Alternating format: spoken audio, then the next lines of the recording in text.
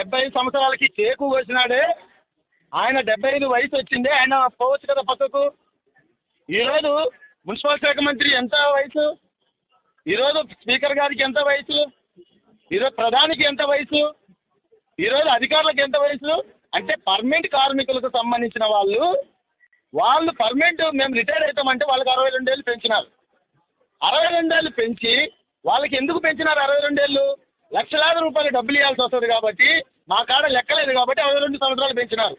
ఈరోజు గ్రామ పంచాయతీ నుంచి సేవలు చేసి ప్రాణాలు తెగించి కరోనాను లెక్క చేయకుండా ప్రాణాలు తెగిస్తే ఈరోజు మున్సిపల్ కార్మికులు కూటమి ప్రభుత్వం మెడబెట్టుకొని బయటికి దొబ్బే పరిస్థితుల్లో ఎవరిస్తున్నారు. బాబు గారు మీరు గుర్తుపెట్టుకోవాలి, 279 జీవోని ఎట్లా కొట్టు మేము తిప్పుకొట్టామో అలాగే 60 ఏళ్ళు పూర్తయిన వాళ్ళ బెనిఫిట్స్ వచ్చేదానికి మేము కోరుతున్నాం. మేమేం అడుగుతున్నాం? వాళ్ళ కుటుంబంలో ఎవరు అన్నం పెడతారు? వాళ్ళ కుటుంబంలో వాళ్ళ పిల్లలు అన్నం పెడతారా? కనీసం 10,000 రూపాయలు వృద్ధాది పింఛన్ 4,000 రూపాయలు ఇస్తున్నారే, దానికి మేమేమంటున్నాం? వృద్ధాది పింఛన్ ఇచ్చి 6,000 రూపాయలు డబ్బులు ఇవ్వమని చెప్తున్నాం.